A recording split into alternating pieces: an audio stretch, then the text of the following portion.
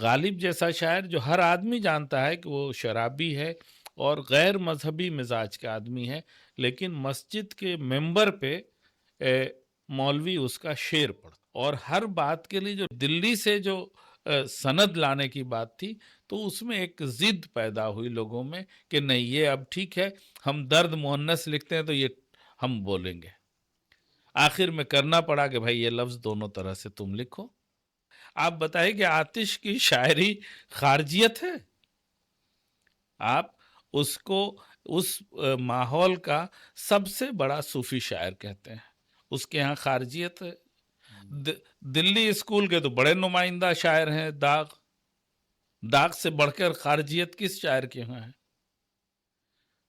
عربی کی بھی عاشقانہ شاعری اہل اسلام کے بیچ مقبول نہیں ہے، اور ہم لوگوں کا ایک ایسا تصور ہماری مذہبی زبان ہونے کی وجہ سے ہو گیا، جس امرؤ القیس کی بات ہم لوگ کرتے ہیں، امرؤ القیس کی شاعری پڑھیے تو بالکل وہ اچھی خاصی فاسقانہ عشقیہ شاعری ہے، لیکن ہم لوگ ایک آداب کے تحت پڑھتے ہیں۔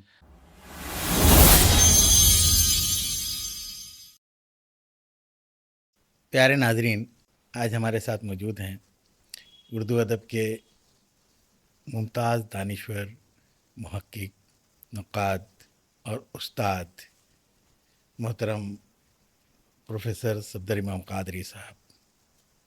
آپ بہار کی راجدھانی پٹنہ کے college of commerce, arts and science کے صدر شعبہ اردو رہ چکے ہیں، اور کافی طویل عرصے تک درس و تدریس کی خدمات اس کالج میں انہوں نے انجام دی ہیں۔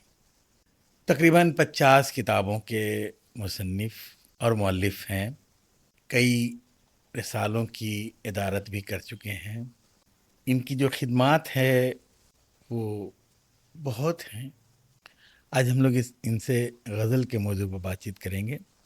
غزل کی ابتدا، غزل کی فکری اور فنی ارتقاء اور بدلتے ہوئے رجحانات پر بات چیت کریں گے۔ غزل کے اس موضوع پر یہ گفتگو یقیناً آپ لوگوں کو پسند آئے گی، کیونکہ اس میں روایت بھی ہے، جدت بھی ہے، اور نئے فکری دریچے بھی۔ تو آئیے شروعات کرتے ہیں۔ سب سے پہلے ہم لوگ صفدر امام قادری صاحب کا ان کے بارے میں جاننے کی کوشش کرتے ہیں۔ تو آئیے دیکھتے ہیں ان کے بارے میں یہ دلچسپ اور معلوماتی انٹرو۔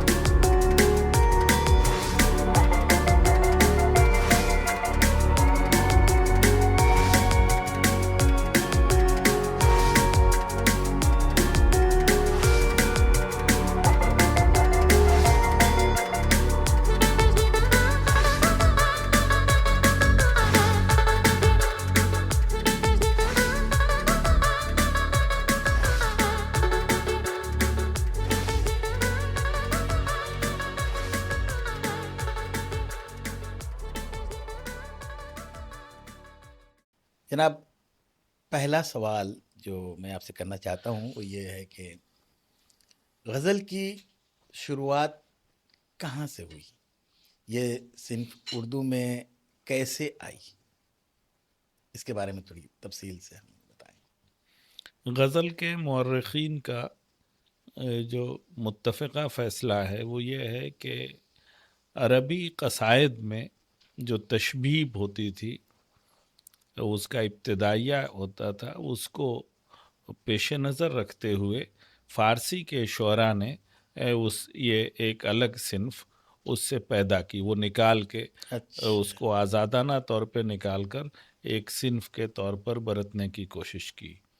تو قصیدے میں جس طرح سے تشبیہ کہ ہر دوسرا مصرع ہم قافیہ ہوگا اور پہلا جو شعر ہو وہ مطلع ہو جس کے دونوں مصرے ہم قافیہ ہو، یہ قصائد میں بھی یہ رواج تھا۔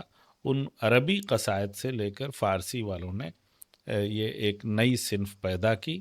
عربی میں وہ غزل کا کوئی فروغ نہیں ہوا تھا، یہ اہل فارس کا کارنامہ ہے، ایرانی شعراء کا کارنامہ ہے کہ انہوں نے ایک نئی صنف بنائی۔ اور کہیں نہ کہیں جو آج بھی ہم لوگ غزل کے موضوعات کے جن موضوعات کے ارد گرد ہوتے ہیں یا موضوعات کی رنگا رنگی دیکھتے ہیں، تو یہ قصائد کی تشبیب میں بھی اس کے لیے گنجائش تھی، فضا آفرینی کے لیے۔ کبھی کوئی تشبیب بہاریہ ہوگی، کوئی کسی آفت ناگہانی کو موضوع بنا کر، ہزاروں موضوعات قصائد میں ہوتے تھے، تشبیب میں اہل عرب استعمال کرتے تھے۔ تو یہ ان کی نظر میں تھا کہ اگر موضوعات کی رنگا رنگی کی گنجائش ہے تو وہ اس تشبیب کو الگ کر دیا جائے، اور بڑی آسانی سے یہ اہل فارس نے اپنی زبان میں اس کو ایک مقبول صنف کے طور پر پیش کر دیا۔ یعنی عربی میں غزل نام کی کوئی چیز نہیں ہوتی ہے؟ اب ہوتی ہے، لیکن ایجاد کا صحرا ان کے یہاں نہیں ہے۔ فارس والوں کا ہاں، اور نہ یہ صنف اتنی ترقی کر سکی عربی میں جس طرح سے قصیدے کی ترقی ہوئی۔ قصیدہ عربی میں بھی ایک بنیادی صنف ہے اور فارسی میں بھی ہے، لیکن اس طرح سے بنیادی صنف یا ایک بڑی صنف کے طور پر غزل کہیں اہل عرب کے بیچ نہیں ہے۔ نہیں ہے۔ تو یہیں سے یہ سوال تو جو میں کرنا چاہتا تھا اس کے بعد وہ تو اس میں آ ہی گیا کہ فارسی غزل نے اردو غزل پر اس کا کیا اثر پڑا، کیا اثر ڈالا؟ یہ تو فارسی غزل ہی نہیں کہیے، اگر پورا اردو ادب کا مزاج غور کریں کہ اردو ادب کا مزاج کس طرح سے تشکیل پایا، تو ہمیں یاد رکھنا چاہیے کہ فارسی نے ہماری نشو و نما میں ہر مرحلے میں جو تمام صنفوں میں اور خاص طور سے جو فکری نشو و نما ہوئی ہماری زبان کی، اس میں اہل فارس کا بڑا کارنامہ ہے۔ کوئی وجہ ہوگی کہ ہمارے یہاں تصوف کے شعراء ایک ساتھ شراب نوشی کے مضامین برتتے ہیں۔ اچھا، یہ ہاں، اگر ہماری پشت پہ فارسی شاعری نہیں ہوتی، بھائی کہ عمر خیام اور حافظ سے بڑھ کر شراب کی تلمیحات یا عورتوں کی زندگی، عورتوں کے حسن کے بارے میں کس نے اور شعر کہے ہوں گے اس سے بڑھ کر، مگر اس کو تصوف کے آئینے میں، اس کو جو سماجی نظام تھا اس کے آئینے میں برتنے کی کوشش ہوئی، اسے کسی نے اوباشپن نہیں کہا۔ یہ فارسی کا اثر تھا، فارسی سماج کا اثر تھا کہ اردو نے بھی اسے لیا۔ آخر کوئی بات تھی کہ ایک طرف ہمارا عظیم شاعر غالب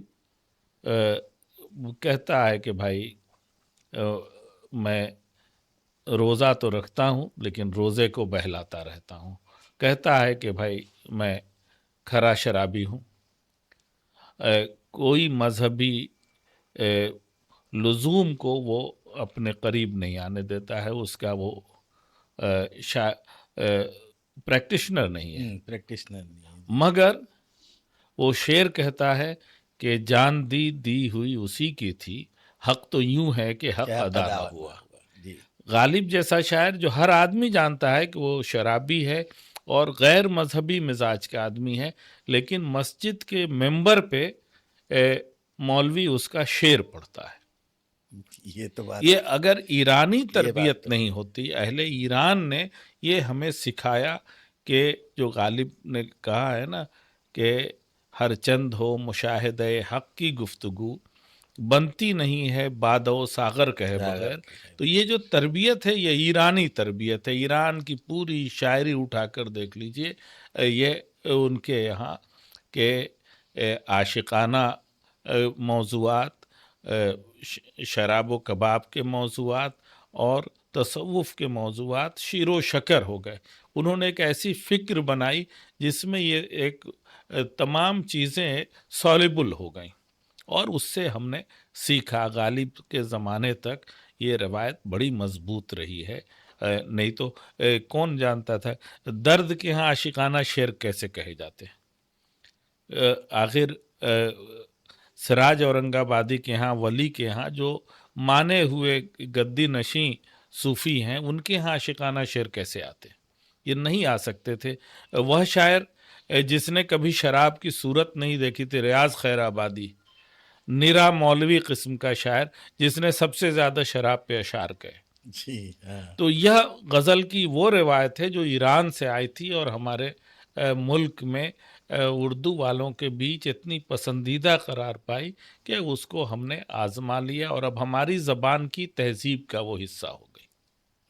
بہت بہتر, بہت بہت کچھ جاننے کا موقع ملا. ایک سوال میرا یہ ہے کہ غزل بہرحال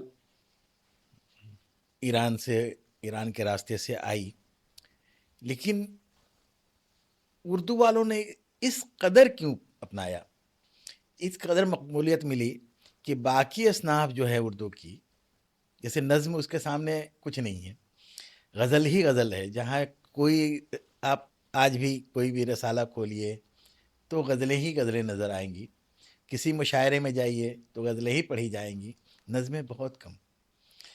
تو اس مقبولیت کا راز کیا ہے؟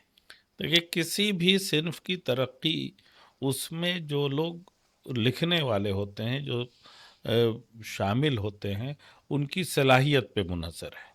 آپ اگر انیس اور دبیر نہ ہوتے تو کیا مرثیے کی پہچان وہ ہوتی جو آج ہمارے زمانے میں ہے؟ نہیں ہوتی. اسی طرح سے اگر ربائی میں 4-5 مشہور شعراء کا نام اگر آپ امجد حیدرآبادی ہوں, پرانے لوگوں میں حالی ہوں, درد ہوں, اگر ایسے شعراء نہ ہوں, انیس نہ ہوتے, تو ربائی کی بھی وہ پہچان نہیں ہوتی. جی. مثنویوں میں اگر دکنی مثنویوں کو چھوڑ دیجئے تو شمال میں تو لے دے کر میر حسن, دیا شنکر نسیم اور شوق لکھنوی, یہی مثنوی نگار ہے. جی. تو جتنی بھی اس کی شہرت ہوئی اس کے باہر نہیں جا سکی, یہ مقبول صنفیں نہیں بنی. تو مقبول صنف بننے کے لیے یہ لازم ہے کہ ایک تو بڑی صلاحیت کے شعراء, بڑی صلاحیت کے تخلیق کار اس میں آئیں, اور وہ کنٹینیو کرے. ہر 50 سال میں 60 سال میں ویسا کوئی شاعر نکل کر آئے. آپ اگر شمالی ہندوستان کے منظرنامے کو دیکھیے تو 18ویں صدی کے آغاز میں ایک ساتھ میر, درد اور سودا نظر آتے ہیں.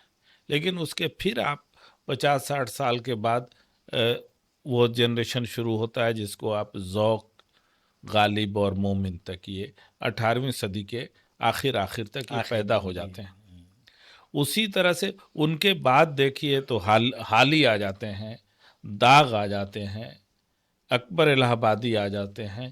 یہ سب 19 سینچری, مڈ 19 سینچری میں امیر مینائی ہیں, شاد عظیم آبادی ہیں, وہ آ جاتے ہیں. اور ان سے 25-30 سال کے بعد آپ اقبال ہیں, حسرت ہیں, یگانہ ہیں. تو وقفے سے لوگ آنے لگتے ہیں. یہاں تک کہ 20ویں صدی کی جو پہلی نسل آتی ہے اقبال کے بعد والی نسل, تو اس میں فراق گورکھپوری, فراق گورکھپوری بہترین غزل گو کے طور پر آتے ہیں. ترقی پسندوں میں نظم کا رواج بڑھا, مگر کیا ہم فیض کو ایک اچھے غزل گو کے طور پہ نہیں مان سکتے ہیں؟ ضرور. مجروح سلطان پوری تو آؤٹ اینڈ آؤٹ غزل گو ہیں. تو اس طرح سے ترقی پسندوں میں بھی غزل گو بڑی تعداد میں ہیں. اسی طرح سے ان کے بعد جب جدیدیت کا عہد آتا ہے, اس میں بھی بڑے نمائندہ غزل گو नासिर काज़मी मुकम्मल तौर पे गज़ल गो हैं।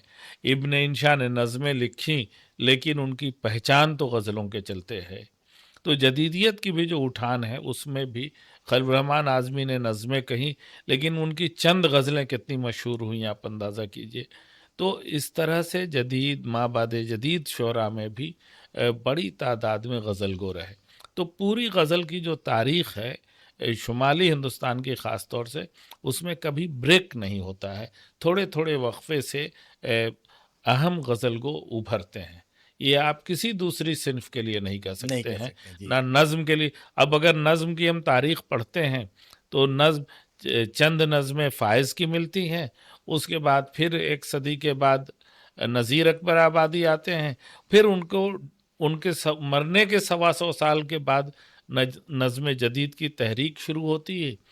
तहरीक के सबसे बड़े शायर हाली हैं, तो हम कह नहीं सकते हैं कि हाली नज़्म नगार अगर हैं तो उसी कदर बड़े गज़ल गो भी हैं। और पुराने अंदाज की गज़लें और नए अंदाज की गज़लें भी मिलती हैं। इक़बाल अगर नज़्म नगार हैं तो इक़बाल की जो गज़लें और बाले जिब्रील की गज़लें तो ये तय करती हैं कि इक़बाल हमारे मोतबर गज़ल गो शुरा में भी हैं। जी तो आप बेशक। नज़्म की तरक्की बहुत होती है, लेकिन उस पाए की नहीं होती है जिस तरह से गज़ल को वो अपने अहद के जो नुमाइंदा लिखने वाले हैं, चाहे किसी सिन्फ में काम कर रहे हों, वो गज़ल गो ज़रूर हैं। उसकी मिसाल आप याद रखिए कि सौदा जिनको हम कसीदा गो कहकर छोड़ देते हैं, लेकिन दीवाने सौदा जब देखें तो एक मुकम्मल शायर का जो दीवान होता है वह दीवाने सौदा में मौजूद है। मीर हसन जिसको हम मसनवी निगार के 12 अदद मसनवियाँ लिखीं, लेकिन मीर हसन के दीवान में 500 गज़लें हैं। जी वो जितनी गज़लें गालिब के यहाँ नहीं है, वो एक ऐसा शायर है जिसको हम सिर्फ मसनवी निगार कहते हैं, लेकिन वो भी 500 गज़लें कह रहा है। तो इसका मतलब है कि गज़ल के लिए ये गुंजाइश थी कि हर अहद के शुअरा ने, हर अहद के बड़े तख्लीक़कारों ने उसे चुना, और जब तख्लीक़ी इज़हार का ज़रिया उसे बनाएंगे तो वही सिन्फ बड़ी होगी। बहुत खूब, बहुत खूब। बहुत ही बेहतर तरीके से आपने इसे वाज़ेह किया। अब हम थोड़ा दक्कनी गज़ल की तरफ आते हैं। दक्कनी गज़ल की बुनियादी ख़ुसूसियात क्या-क्या हैं? देखिए, दक्कनी शायरी अपने आप में एक मुख्तलिफ जायका देती है। एक तो जो जैसे जिसको बहस का मौजू एक बात होती है कि दक्कनी शायरी का जो तसव्वुर इश्क है, हम जब कदीम शायरी की बात करते हैं, एक तो जब तारीख़ी मुतालिया किया जाए तो ये ज़हन में होना चाहिए कि हर ज़माने के तसव्वुरात बदलते हैं। तो जिस ज़माने में हम दक्कनी गज़ल की बात करते हैं, ख़ास तौर से मुल्ला वजी का ज़माना, नुसरती का ज़माना से लेकर वो लगभग 1.5 पौने 200 साल होते हैं जब वली तक आते हैं। तो वली से पहले के दौर तक जो गज़ल है, उसके तसव्वुर इश्क पे बहस होती है, और इस वजह से बहस होती है कि वो दौर था जो एक लिबरल तसव्वुर उभर रहा था। गज़ल को वो तसव्वुर बहुत सूट कर रहा था। कि अच्छा, लिबरल अच्छा। तसव्वुर इस तौर पर था कि जब अ, अब सबसे मशहूर शायर और बादशाह है मोहम्मद कुली कुतुब शाह, जो हुँ, कुतुब बेशक शाही जी। डायनेस्टी का 5वां बादशाह है, और उसका दरबारी शायर है मुल्ला वजी। हुँ, ये दोनों दक्कनी अदब के सबसे बड़े शुअरा में हैं। मोहम्मद कुली कुतुब शाह के लिए कहा जाता है कि भाई उसने जो दीवान तैयार किया था, जो पूरा महफूज नहीं रह सका, उस ज़माने में 50,000 अशार थे। ये बात इसलिए बहुत काबिल ज़्यादा है जी। काबिल कबूल लगती है कि वह दरबार में वैसे ही लोगों को अपने करीब रखता था, अदबी लोगों को, जो फिल बदी शेर कह सकते हैं, और वो मिसरे फेंकता था अपनी बातचीत में। इसीलिए वो कुली कुतुब का दरबारी शायर मुल्ला वजी जो कादरुल कलाम था, तो वो कादरुल कलाम शायर था। लेकिन उसका ध्यान दीजिए कि वो अपने बारे में कहता है, वो उस ज़माने जिस तरह से उसी ज़माने का बादशाह है अकबर हिंदुस्तान में, कि अकबर भी उर्फ़ आम में अनपढ़ था। मोहम्मद कुली कुतुब शाह को भी उसी तरह से 15 साल 16 साल की उम्र में बादशाहत मिल गई थी। उसको भी पढ़ने लिखने का मौका नहीं मिला। जी। जो रस्मी तालीम थी उसकी नहीं हुई। तो वो कहता है, लेकिन उसकी तौजीह वो दूसरे ढंग से करता है। वो कहता है कि भाई मैं किताबों को मैं कब पढ़ता, मैं तो जो दो शिजाएं थी उनके जुल्फ और उनकी भौं और उनकी सूरत ही देखते रह गया। उसकी ज़िंदगी भी ये साबित करती है कि भाई जब उसने नज़में कहीं अपनी महबूबाओं पर, उसे वो प्यारियां कहता है, तो 12 प्यारियों का तो 12 प्यारियों पर तो उसने नज़में कही हैं। सबके अलग अलग नाम उसने उसी में, एक हैदर महल और कुतुब हैदर कुतुब महल। मुश्तरी जो है तो मुश्तरी भी है, जिस पर अब अपनी दास्ताने इश्क लिखने के लिए उसने फरमाइश की कि अपने दरबारी शायर मुल्ला वजी को उसने कहा कि जो कुतुब मुश्तरी उसने लिखा तो उसके लिए उसने ऑथराइज किया कि मेरी दास्ताने इश्क लिखो। कोई बादशाह, आप पूरी हिंदुस्तान की तारीख उठा कर देख लीजिए कि बादशाहों के इश्क के किस्से तो मिलेंगे, लेकिन उसको उसकी फरमाइश पे लिखा जाए ये हौसला किसी को नहीं है। उसे मालूम है कि हो सकता है कि जो सोसाइटी का एक मोरल सिस्टम है उसमें कहीं ये हम डिसऑनर्ड ना हो जाएं, ये एक खौफ हो सकता है। ये याद रखना चाहिए कि ये जब बात हो रही, कुतुब मुश्तरी 1609 ईस्वी में लिखी गई है। उससे पहले उसने फरमाइश 1611 में तो मोहम्मद कुली कुतुब शाह की मौत हो गई, तो उसके पहले वो फरमाइश करता है।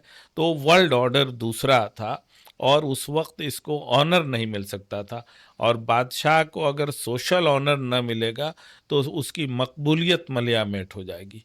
लेकिन उसने इतना बड़ा रिस्क लिया और इसको स्टैंडर्डाइज कर दिया कि अब बादशाह के इश्क के किस्से को भी कलमबंद किया जा सकता है, और उसकी तफसीलात उसमें लिखी हुई मिलती हैं। कुतुब अब मुश्तरी में। हाँ, कुतुब मुश्तरी में ठीक है कि तख़य्युल अपनी जगह है, लेकिन वो कुतुब और मुश्तरी दोनों जो है वो वैलिड किरदार हैं, और एक बादशाह है और एक उसकी महबूबा है, इतना तो है ही।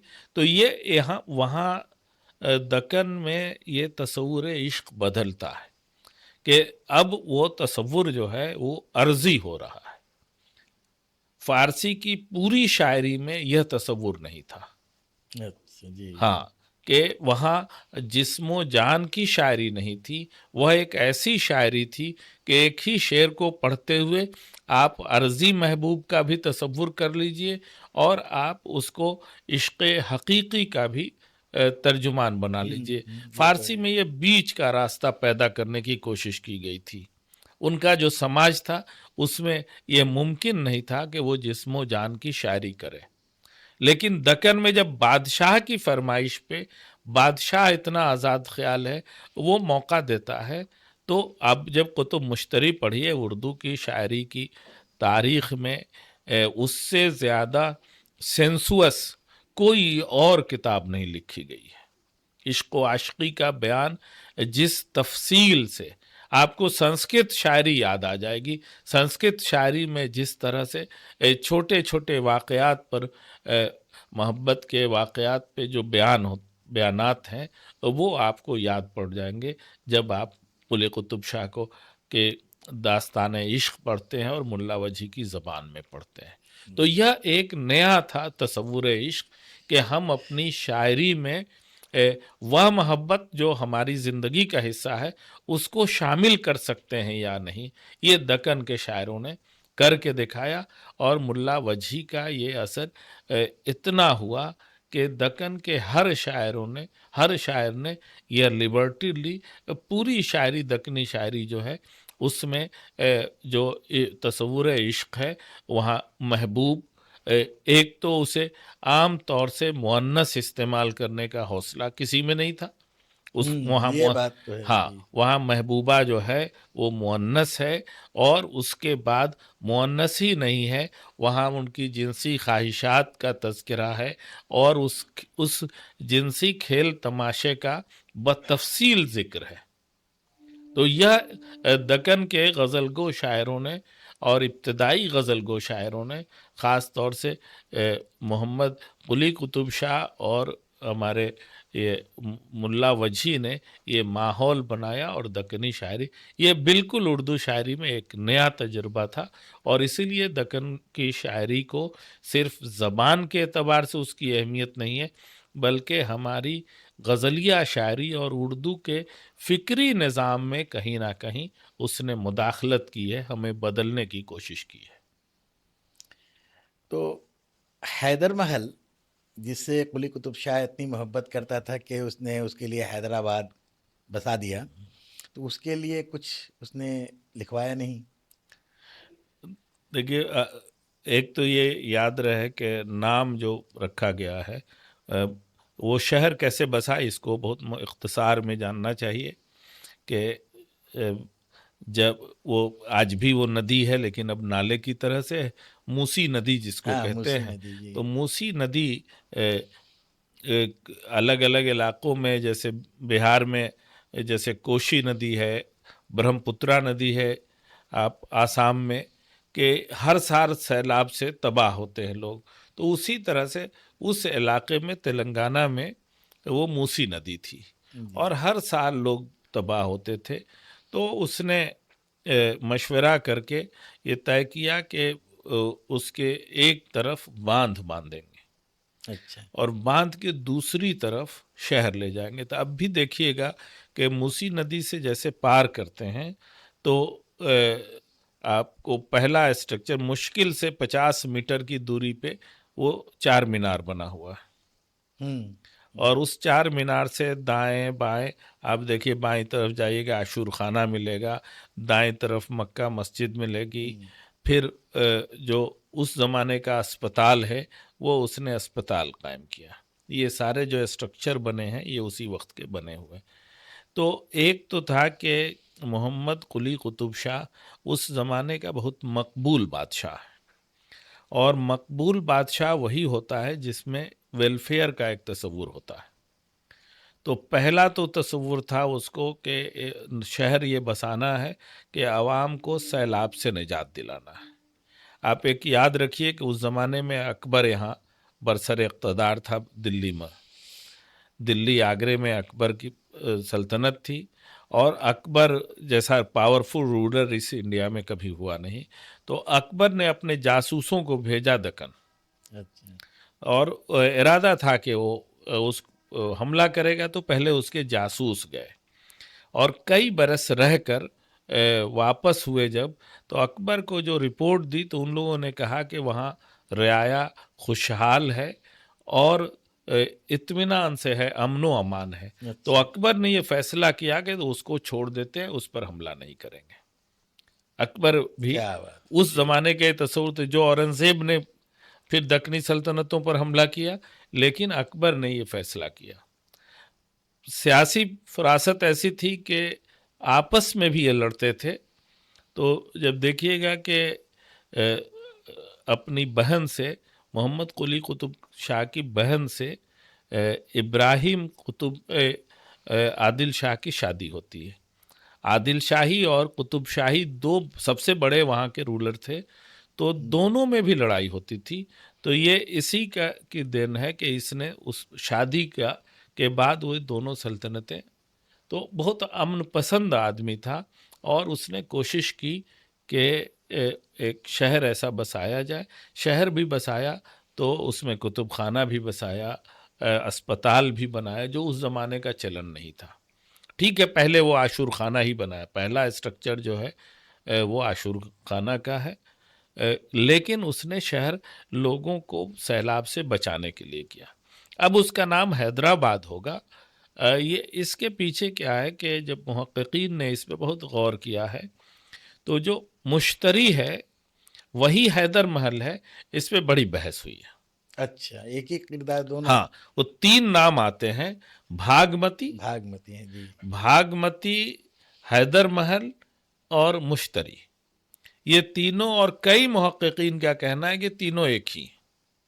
یہ بات جب اس کی وہ نظمیں پڑھی ہے نا جو انہوں نے اپنی پیاریوں کے نام لکھا، اس میں کنولی ہے، سجلی ہے، جامنی ہے، ان کے جسم کے حساب سے اس نے وہ نظمیں کہی ہیں، تو وہ لگتا ہے کہ ایک تو الگ الگ صورت ان کی سمجھ میں آتی ہے، تو اسی میں یہ تینوں ہیں، تینوں نام آتے ہیں۔ تو اچھا ہاں، تینوں نام آتے ہیں، اور آج کی تاریخ میں چونکہ وہ اس کی موت بھی بہت ارلی ہوئی ہے، 56 برس کی عمر ہاں، میں محمد قلی قطب شاہ کی موت ہوئی ہے، تو اب یہ طے نہیں کیا جا سکتا ہے، وہ توقع یہ ہے کہ اس میں یہ نام اوور لیپ ہوتے ہیں، یہ حیدر محل وہی ہے جو بھاگمتی ہے یا مشتری ہے، یہ اب طے نہیں ہو سکتا ہے، تو ہم لوگ مان سکتے ہیں کہ وہی جو حیدرآباد جو بسایا اس نے، تو اپنی وہی محبوبہ تھی جس کو سب سے عزیز رکھتا تھا، اور اس پر اس نے شہر بسایا۔ بہت اچھا جواب آپ نے دیا، کافی کچھ جاننے کا موقع ملا۔ اب ہم لوگ دکن سے پھر شمالی ہند کی طرف آتے ہیں، اور دہلی کی جو غزل تھی، دہلوی اسکول جو تھا، اس کی کچھ خصوصیات ہمیں بتائیں۔ دیکھیے، دہلوی اسکول اور دکن کے بیچ ایک کڑی ہے، وہ کڑی ہے ولی دکنی کی۔ دکنی ایک دکنی جو ہماری قدیم دکنی ہے وہ 17ویں صدی کی ہے، 17ویں صدی کے اواخر سے جو نیا زمانہ آتا ہے وہ ولی دکنی دکن کے مرکز میں نہیں رہتے ہیں، بہت فرق ہوتا ہے کہ مرکز میں ہونا اور اطراف میں ہونا، تو بالکل کنارے گجرات میں تھے۔ تو وہ گجرات میں ہیں، اور احمد آباد سے لے کر اورنگ آباد کے بیچ کے ان کے بارے میں بھی بہت کنٹروورسی ہے، لیکن دنیا ان کی اتنی ہی ہے، اورنگ آباد سے احمد آباد تک، اور وہیں وہ ختم ہوئے۔ تو ولی دکنی کا انسلاک قطب شاہی دور سے نہیں ہے، ان کسی بادشاہ سے نہیں، تو وہ پورا جو دکنی مرکز تھا اس سے وہ الگ ہیں، اور یہی وجہ تھی کہ ان کا معیار شعر، ان کا تصور شعر بدلتا ہے۔ ولی دکنی ملا وجہی نہیں ہے، ولی دکنی محمد قلی قطب شاہ نہیں ہے، یہ فرق سامنے آتا ہے۔ اور ولی دکنی نے جو ایک کام کیا کہ ادبی سفر میں وہ دلی تک آئے، وہ دلی آئے اور دلی کے صوفیہ سے ملے، شعراء سے ملے، اور کچھ اپنے تصور شعر یا اپنے اشعار انہوں نے پیش کیے۔ ایک اس زمانے کا شاعر ہے جس کے ہاں 22 غزلیں ہیں جو ولی کی زمینوں میں کہی گئی ہیں، تو دلی کی شاعری پر ولی کا ایسا اثر ہوتا ہے۔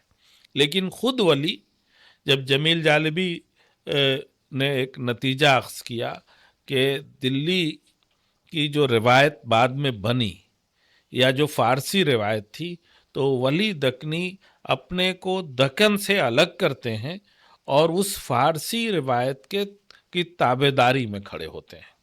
یہ بنیادی فرق ہے کہ دکنی شعراء کے مقابلے ولی نے اسی دکن میں رہتے ہوئے فارسی روایت کی تابعداری کی، اور فرق یہ آسانی سے سمجھا جا سکتا ہے کہ دیکھتے دیکھتے ولی نے مثنوی لکھی، لیکن بنیادی صنف ان کی غزل ہو گئی۔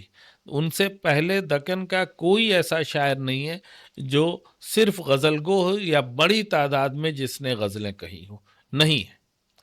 اور جیسے ہی ولی نے غزل اپنائی تو یہ پھر ایرانی روایت اور وہ جو مشہور غزلیہ روایت تھی اس کی تابعداری میں آتے ہیں۔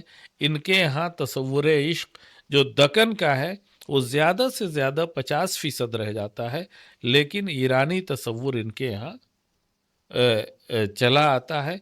और अब ये एक ऐसी गज़ल बनती है जो जिसमें दक्कनीपन भी है, लेकिन दक्कन के अहद से दूर होने के चलते इसमें ज़बान की सफाई भी आ जाती है। अब ये इसमें ज़बान का पुरानापन घटता है, दक्कनीपन घटता है। और यही वजह थी कि जब दिल्ली में वली पहुँचे और वली ने अपने दीवान के साथ भाई मजलिसों में शरीक हुए होंगे, तो जो गज़लें सुनाई होंगी, तो एक तो तसव्वुर इश्क बदला हुआ था, दूसरा था कि ज़बान में जो एक दक्कनीपन था वो दिल्ली वालों को नया मालूम हुआ। हम्म, ईहाम गो शोरा को जब देखते हैं उस पर इतना असर पड़ता है कि उस दक्कनीपन का उन्होंने इस्तेमाल किया और पूरा एक ईहाम पैदा करने की कोशिश की। तहजीबी एतबार से भी उनके पास एक गुंजाइश हुई कि हम अपने दिल की बात मुख्तलिफ तरीके से कह सकते हैं। हमारे पास ये गुंजाइश है कि हम महबूब को उसकी बुनियादों पे पहचानें, उसकी जिन्स मुतय्यन करें। ये वली का असर है। लेकिन शुमाली हिंदुस्तान की एक अपनी रिवायत थी और वजह यह थी कि शुमाली हिंदुस्तान के जो इब्तदाई शोरा हैं सब के सब फारसी के शायर हैं। कोई आप अ, सिराजुद्दीन अली खां आरजू उर्दू में कोई कलाम नहीं कहा, मिर्ज़ा अब्दुल कादिर बेदिल फारसी के शायर, जी, और सादुल्लाह गुलशन एक शेर कभी उर्दू में नहीं कहा। लेकिन यही तीनों लोग हैं जो उस ज़माने के उर्दू शुअरा के उस्ताद हैं। तो इनकी निगरानी में जो शायरी होगी वह कहीं ना कहीं उसी ईरानी रिवायत के साए में वो आगे बढ़ेगी। और दिल्ली की शायरी इसी वजह से वो बदलती है। दिल्ली की शायरी एक मिनट में वो उन ईरानी रिवायतों को पकड़ लेती है और फिर से हमारा जो महबूब है वह मुज़क्कर नज़र आने लगता है। वो अच्छा, उसके बाद ही। हाँ, वो नज़र आने लगता है। हालांकि एक मौका था कि वली के हमअस्र थे जाफ़र ज़टली। 1706 में उनका कत्ल हुआ, औरंगज़ेब के हुक्म से उनका कत्ल हुआ। तो जाफ़र ज़टली ने वह तंज़निगार थे और तंज़िया कलाम कहते थे।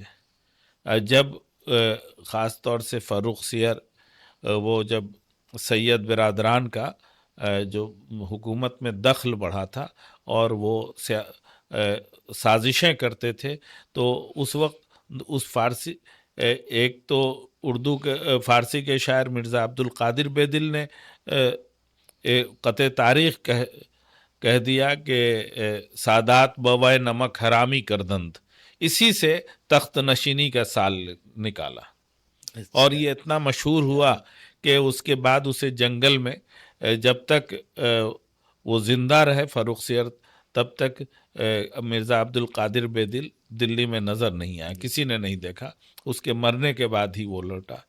उसी तरह से इसने वो मफलूकुल हाली का ज़माना था, बादशाह कल्लाश हो गए थे, तो उसने कहा कि भाई ये वो दौर है कि पहले तो बादशाह चांदी सोने से तौले जाते थे, लेकिन अब ऐसा ज़माना है कि अब मूठ और मटर से बादशाह को तौला जाता है। तो इसको भी वो ऐसा तंज़निगार था। तो एक अलग शायर हुआ था जो सियासी फरासत उसमें थी और साफ साफ अपनी बात कह सकता था, स्टैंड ले सकता था। दिल्ली में ऐसा शायर हुआ था। लेकिन वो ईरानी रिवायत हम पर, और चूँकि हमारे असातिज़ा उसी तरह के थे, वो सब फ़ारसी के शुअरा थे, फ़ारसी की तरबियत उनमें थी, इसलिए वो सब के सब उसी रिवायत के अमीन हुए। और वली का ज़रा सा असर और उसके बाद उन फ़ारसी शुअरा का असर, इससे एक नई शायरी दिल्ली में बनी और वो वही है जो ईरानी शायरी का एक एक्सटेंशन है। अच्छा, जब हम लोग दिल्ली की गज़लों का, दिल्ली के शुअरा की गज़लों का لکھنؤ کے شعراء کی غزلوں سے موازنہ کرتے ہیں تو ہم دیکھتے ہیں کہ دلی کے جو شعراء تھے ان کی غزلوں میں زبان کی سادگی تھی ان کے مقابلے میں.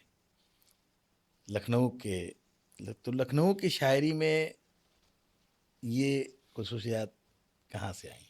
دیکھیے دلی اور لکھنؤ کا جو جھگڑا ہے یا دو اسکول بنانے کی جو کوشش ہے اس پر بڑی بحث ہوئی ہے.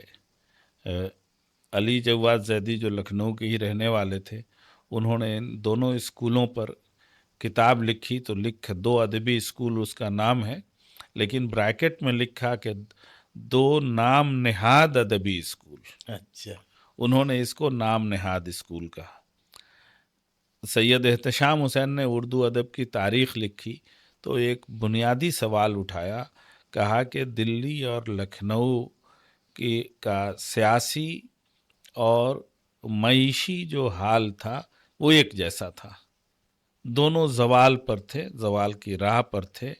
تو یہ کیسے مان لیا جائے کہ ایک طرح کے سیاسی, سماجی, تہذیبی احوال جب ہوں تو بالکل دو انداز کا ادب کیسے پیدا ہوگا, یہ قابل یقین نہیں ہے. یہ تشریحات کا, تعبیرات کا صرف سبب ہے. اس لیے یہ ایک جس کو کہتے ہیں کہ کریٹڈ یہ ڈیبیٹ ہے کہ لکھنؤ کا ادب الگ تھا اور دلی کا ادب الگ تھا.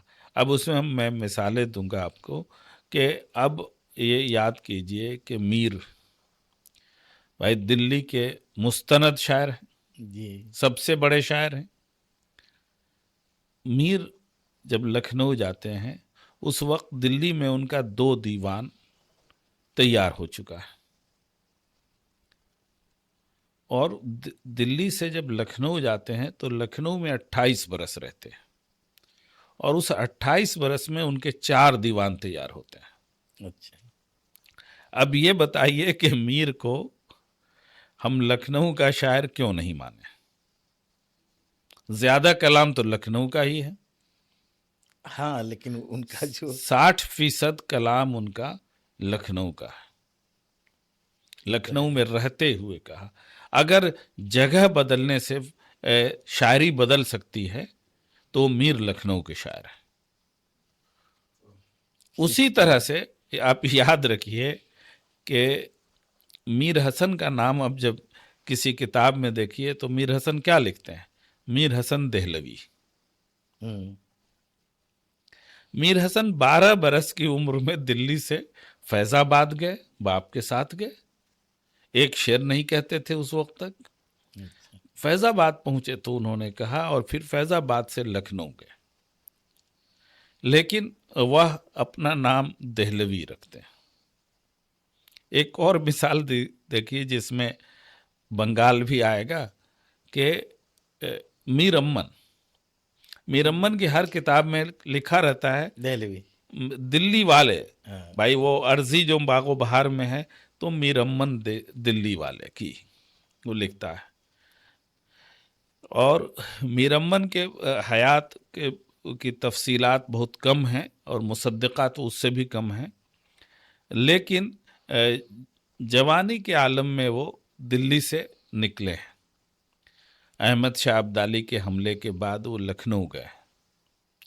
باغ و بہار میں ایک جملہ لکھتے ہیں مختصر سا کہ کتنے برس بلدہ عظیم آباد میں رہے اور اس کے بعد پھر فورٹ ولیم کالج کی ملازمت ہوتی ہے اور بنگال چلے آتے ہیں.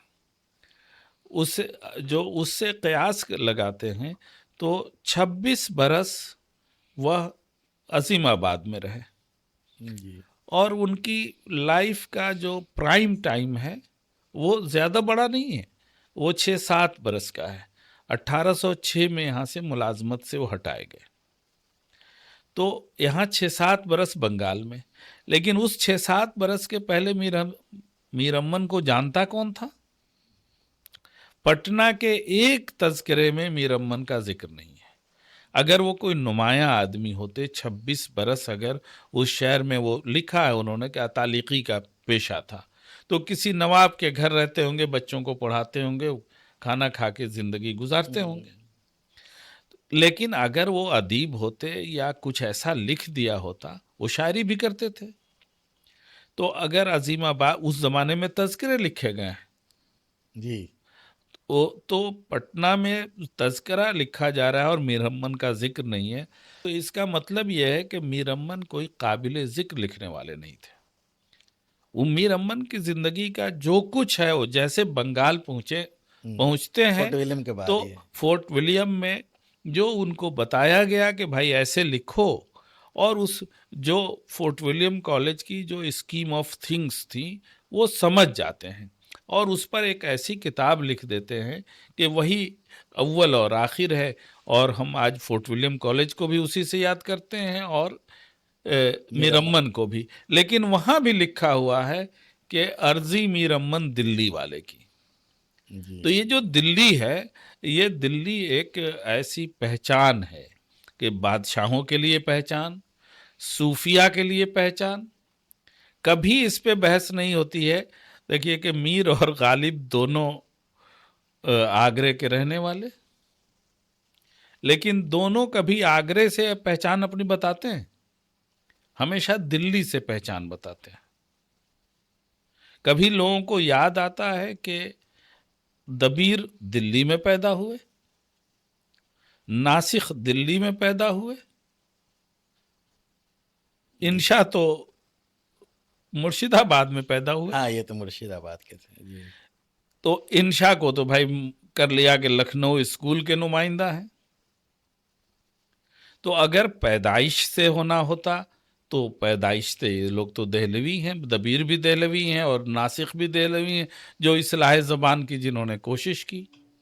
تو یہ اصل میں خلطِ مبحث ہے اور لوگ یہ کریٹ کیا ہوا ہے. اس کی وجہ بھی ہے.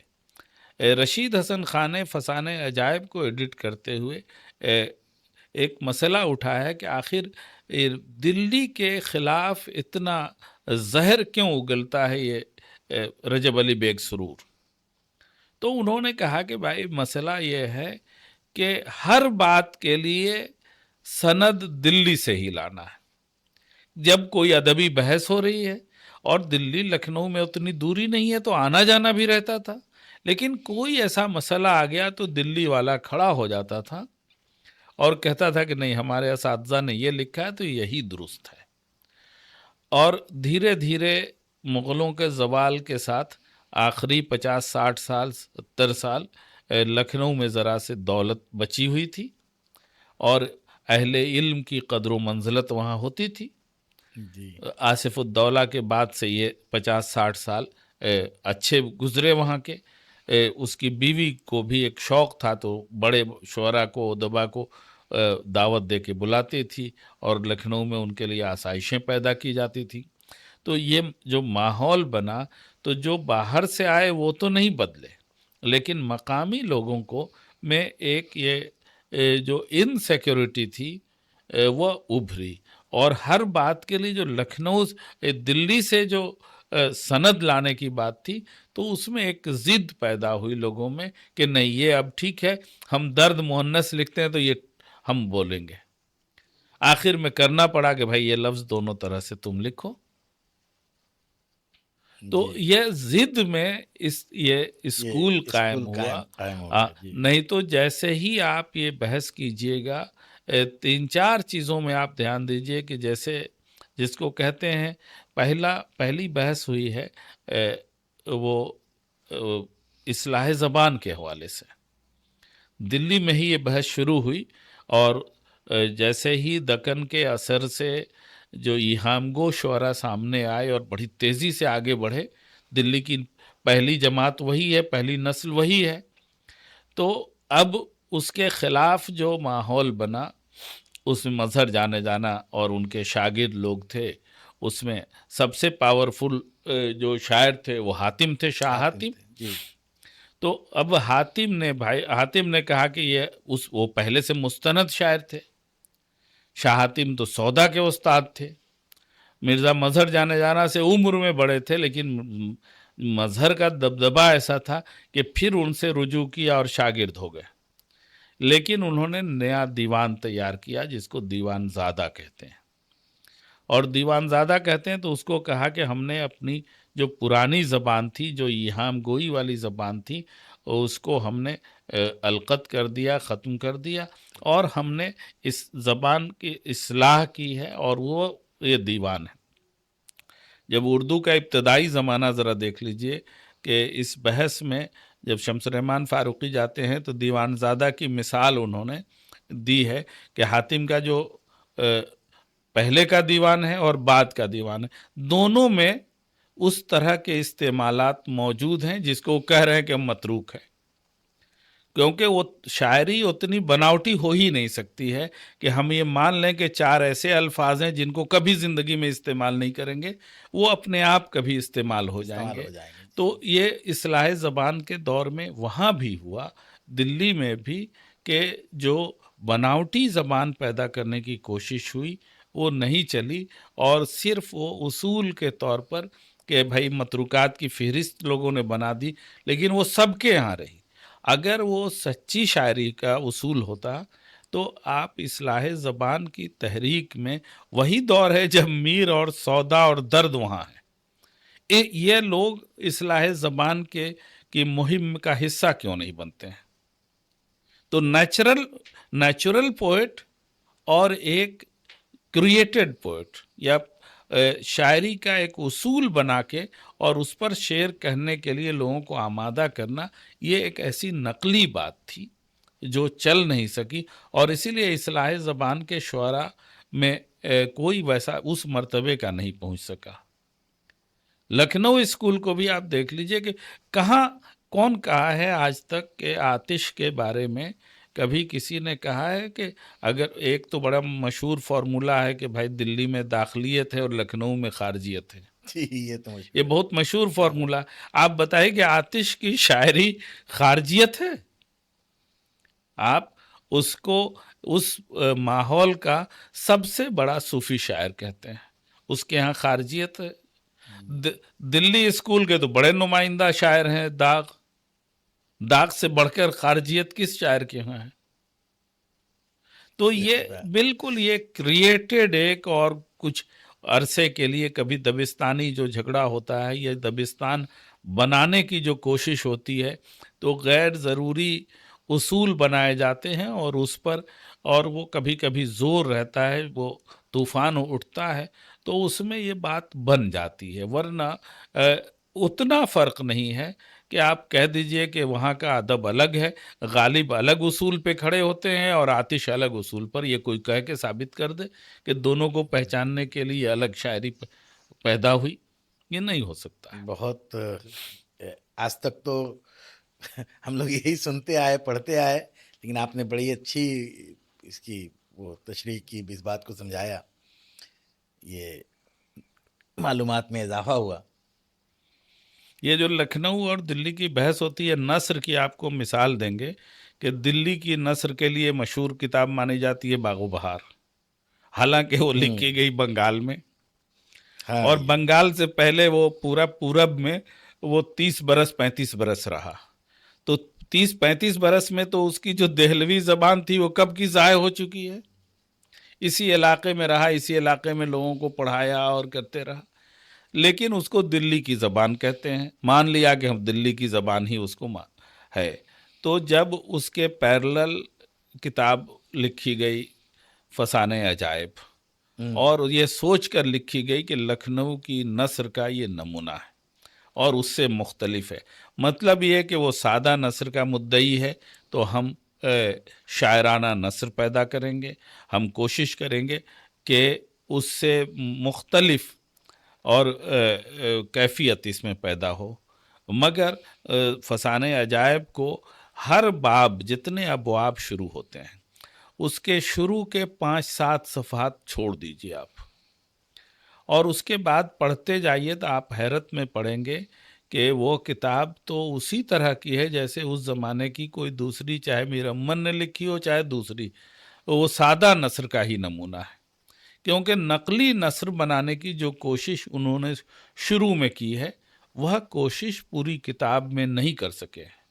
اسلوب کے اعتبار سے وہ کتاب ہر باب کے آغاز میں مشقت کی گئی ہے اور بنانے کی کوشش کی گئی ہے کہ وہ سادہ نہیں رہے، ذرا گنجلک رہے، ذرا بے حد شاعرانہ انداز میں وہ آغاز ہو، لیکن خود رجب علی بیگ سرور جیسا انشا پرداز اس کو مینٹین نہیں کر سکتا ہے۔ تو اس کا مطلب یہ ہے کہ یہ جو اصول بنائے گئے یہ نبھنے والے اصول نہیں تھے، جس کو سکہ رائج الوقت آپ نے بنایا۔ لکھنؤ کا اگر دو سب سے بڑا نثر نگار اور شاعر مانے تو ایک طرف رجب علی بیگ سرور ہیں، دوسری طرف آتش یا پھر انیس اور دبیر ہیں۔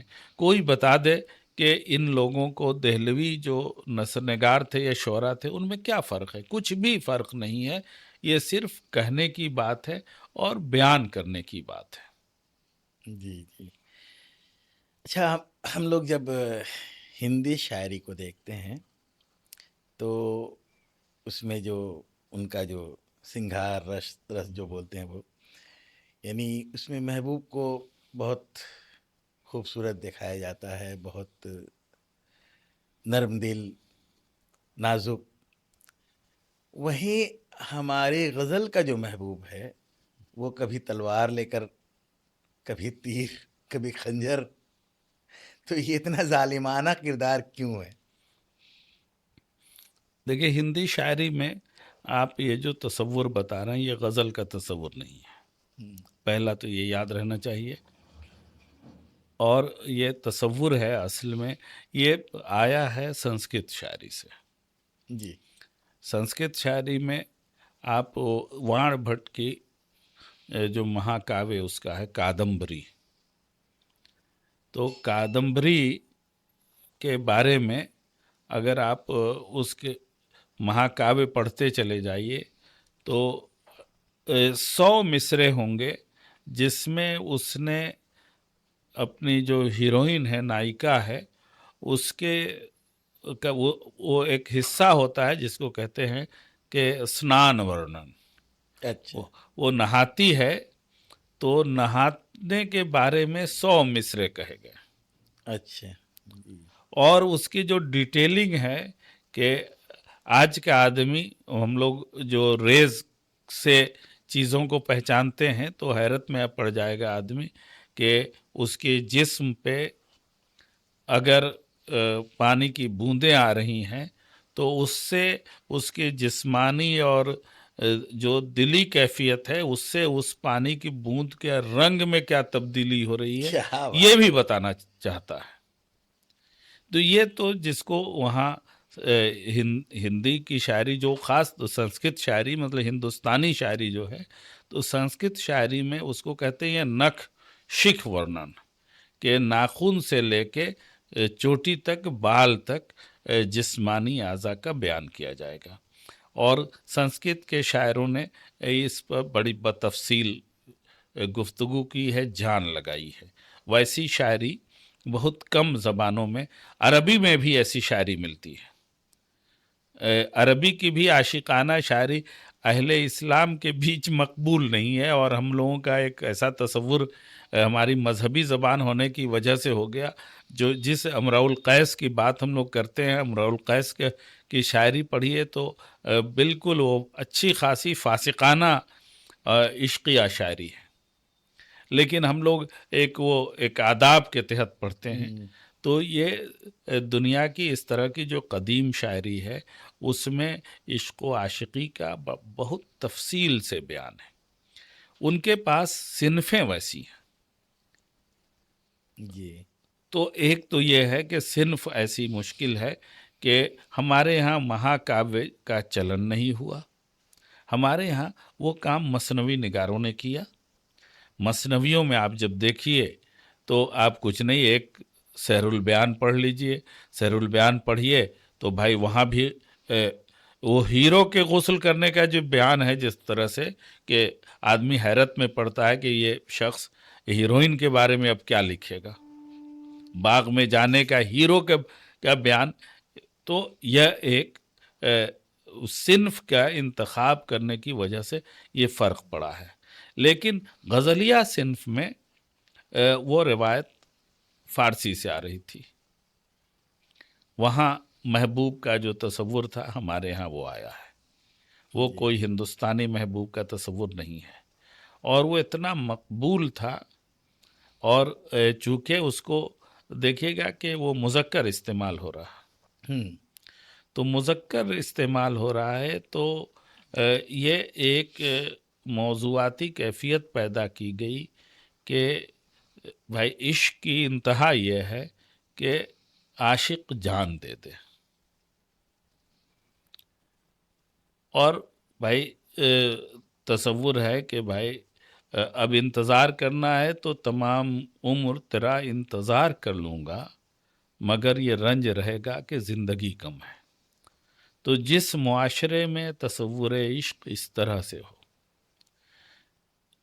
फिर एक और बात थी कि हमारा जो सोशल सिस्टम था वो इश्क व आशिकी के लिए सपोर्टिव नहीं था। कि भाई मीर के बारे में जो ये बात आती है रह रह के, मीर ने भी कुछ बढ़ा चढ़ा के भी लिखा है, लेकिन वो भाई रिश्ते में एक बहन से उनका मुआशिका था, लेकिन वो कभी उस हद तक नहीं जा सके और तमाम उम्र कुढ़ते रहे। इनामुल्लाह खां यकी का तो कत्ल कहा जाता है कि एक रिश्ते में बहन थी, उसी की वजह से हुआ और बाप ने कत्ल किया। तो जो सोशल सिस्टम था वो इश्क व आशिकी के लिए सपोर्टिव नहीं था, आज़ादाना तौर पे ये इसके लिए गुंजाइशें नहीं थी। हमारी बादशाहत भी कुछ उसके लिए उसमें भी स्पेस नहीं था। तो स्पेस नहीं था तो आखिर मोहब्बत तो करेंगे, तो मोहब्बत करने के बाद महबूब तो उन्हें नहीं मिलना। उनको मालूम है कि जब हम मोहब्बत करेंगे और कुछ पाएंगे नहीं, अच्छा।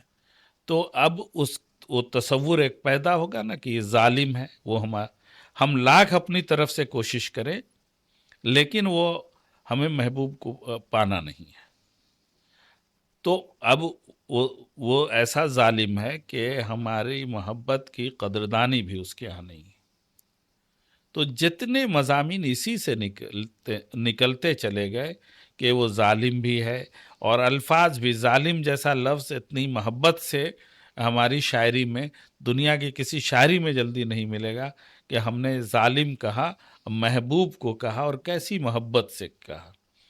कमबख्त कहा, कमबख्त, हाय कमबख्त तूने पी ही नहीं। जाता है यार तरंग पकड़ हाँ, गैर की तरफ। तरफ। ये पूरा तो ये जो हमारी शायरी में ये सोशल सिस्टम हमारा उसके लिए सपोर्ट में नहीं था, इसलिए शुअरा ने बड़े उनके दर्द की, उन्होंने जो जफाकशी की इस पहलू से उसकी दाद दीजिए, और उन सब का बदला उनके पास इतना ही था कि महबूब की एक ऐसी शबीह बनाएं कि वो महबूब कभी हमें नहीं मिलना है उसे। तो नहीं मिलना है तो कभी कातिल उसको कहेंगे, कभी जालिम कहेंगे, कभी महबूब को जहाँ अख्तियार है तो वो जान ले ले हमारी, और हम जान देने के लिए भी, चूँकि हम मोहब्बत से पीछे नहीं हट रहे, मुकर नहीं रहे, ख्वाहिश हमारी है। तो ये सोशल सिस्टम ने ही इसकी गुंजाइश पैदा की कि पूरा पूरा एक आउट एंड आउट जालिम उसका तसव्वुर हुआ। लेकिन ये बहुत दिन तक नहीं कैरी ओवर हुआ। आगे जैसे आप बढ़िएगा, इकबाल के यहाँ कैसे आता है? इकबाल जब गज़लें कहते हैं तो न आते हमें इसमें तकरार क्या थी, मगर वादा करते हुए आर क्या थी। यहाँ वो महबूब थोड़े है, ये महबूब का तसव्वुर तो यहाँ बदलता है। तो फिर हमारी पूरी तरक्की पसंद शायरी में तो औरत फिर से खड़ी होती है, वो औरत है, और उसी तरह से है कि वो हमारी तरक्की पसंद बीवी शायरी हो में तो सकती है, हमारी महबूबा हो सकती है, और हम उससे मिल सकते हैं। वो अब जो पर्दा नशी भी है, तो अब भाई हसरत के जो मशहूर गज़ल है, आप याद हाँ। है वो गज़ल देखिए, तो उसमें वो पर्दा नशी भी है, لیکن وہ محبت کرتی ہے اور دونوں ایکنالج کرتے ہیں. یہ کیفیت تو ہماری 19ویں صدی کے آخر میں آ گئی تھی. تو جب سوشل سسٹم جیسے بدلتا 1857 کے بعد کی جو ہماری دنیا بدلتی ہے تو اب یہ بولڈنس آتا ہے اور ہماری غزل بھی بدل جاتی ہے. اسی لیے اس کے پہلے گنجائش نہیں تھی. تو وہ ہمارے محبوب ظالم ہے اور اس کو جتنا بھی اسکوپ تھا ہمارے شعراء نے اس کو محبت بھی ویسے ہی کی اور محبت کے ساتھ ساتھ اس کے ظالمانہ رویے کو بھی اتنی ہی محبت سے یاد کیا. ایک شاعر نہیں ملے گا جو اپنے محبوب سے نفرت میں یہ بات کہتا ہو کہ یہ بہت ظالم ہے. نہیں ہاں کہتا. یہ تو نہیں. یہ بڑی بات ہے. تو ہر دور کا ایک مزاج ہوتا ہے. تو یہ ہماری شاعری میں بھی ایک دور تھا جس میں محبوب کا وہ ظالمانہ تصور ابھرتا ہے. تو یہ بھی تو میں نے کہیں کہیں پڑھا ہے کہ اس دور میں پرانی جو یہ شاعری جو ہے وہاں کہیں کہیں وہ ہم جنسیت کا بھی کچھ اثر تھا اس دور میں. پرانی جو تہذیب تھی لکھنؤ کی یا دلی کی تو اس میں یہ کہیں تھا. یہ بھائی آج جب ہم یہ بات کر رہے ہیں تو آج تو ہمارے یہاں بہت سارے ملکوں میں قانونی حیثیت اس کی کو حاصل ہو گئی ہے. آج تو ہے. تو قانونی حیثیت حاصل ہو گئی تو ذرا اس سے پیچھے اگر 200-300 سال پیچھے چلے جائیے اور اس سے بہت پیچھے جائیے اگر ایرانی تہذیب میں جائیے تو ایرانی تہذیب میں تو اس کے لیے بڑی خاص جگہ تھی. بابر نے تو میں نے پڑھا تو اس کے بابری میں وہ بابر نے ذکر کیا ہے. اب اس کا محبوب وہ ایک تو یہ نوجوان ہے. اور اس کا کرتے کرتے آپ وہاں دیکھیے محمد شاہ جس کو رنگیلا کہہ کے اس کا بڑا بدنام کیا گیا. تو محمد شاہ کے بعد محمد شاہ کا جو پوتا ہے شاہ عالم ثانی. تو شاہ عالم ثانی 51 برس حکومت کرتا ہے. میر کا ہمعصر ہے.